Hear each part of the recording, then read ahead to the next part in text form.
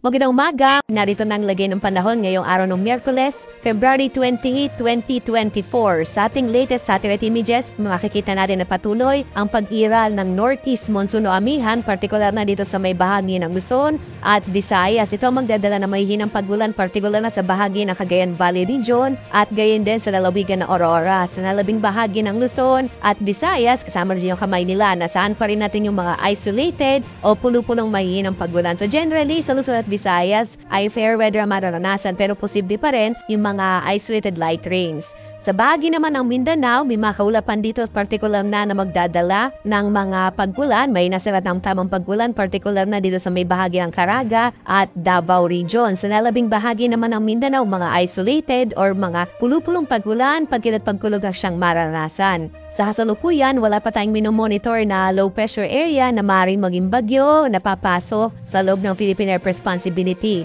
Sa pagkatapos nga ng buwan ng Pebrero, wala tayong naging bagyo or wala na tayong asahang magiging bagyo sa loob ng Philippine Area of Responsibility. Pagpasok ng Marso, hanggang isang bagyo naman ang ating maaaring asahan.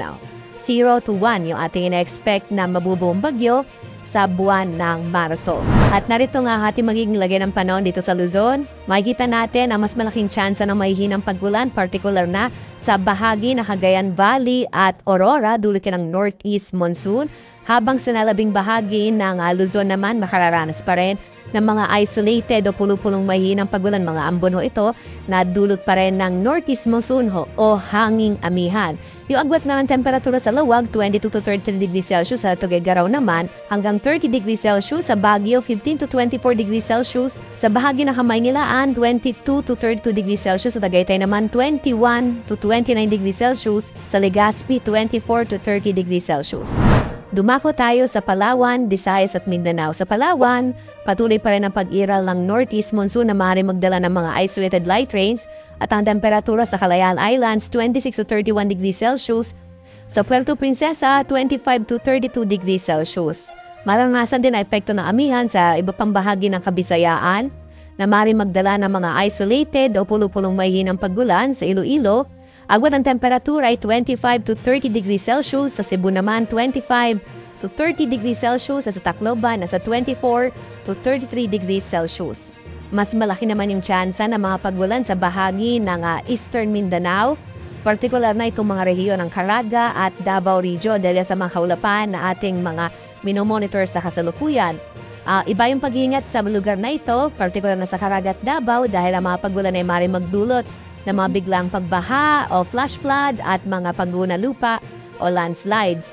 Sa nalabing bahagi naman ng Mindanao, makararanas ng mga isolated o pulupulong mga paggulan na may kasamang pagkid at pagkulog na dulot naman ng mga localized thunderstorms. Agwat ang temperatura natin sa Zamboanga, nasa 24 to 34 degrees Celsius. Sa Davao naman, 24 to 33 degrees Celsius.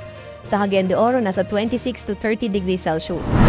At bagamat may amihan tayo, wala pa rin nakataas na gale warning sa anumang bahagi ng ating kapuluan, bagamat inaasahan natin yung katamtaman hanggang sa kung minsan ay maaari ng karagatan, partikular na silang bahagi ng Luzon at silang bahagi ng ating bansa. Iba yung pag-iingat, lalo na kapag meron tayong mga thunderstorms, biglang magpapalakas ng alon ng karagatan. At narito naman ating magiging lagay ng panahon sa mga susunod na araw dito sa Luzon. Nakikita ho natin na posibleng antitinghina na ulit yung hanging amihan hanggang bukas.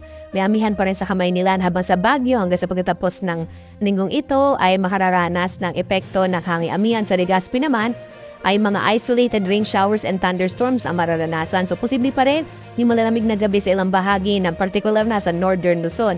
Sa Metro Manila, the next 3 days, ang agwat ng temperatura ay 22 to 30 degrees Celsius. Sa Baguio ay nasa 14 to 25 degrees Celsius. Sa Legazpi naman, nasa 24 to 32 degrees Celsius.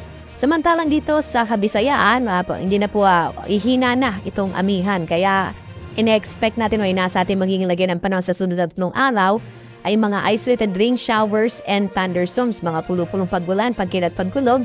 Sa Metro Cebu, the next 3 days, ang ating inasahang temperatura ay mula 24 to 31 degrees Celsius. Sa Iloilo naman, 25 to 32 degrees Celsius. Samantalang sa Tacloban, nasa 24 to 33 degrees Celsius.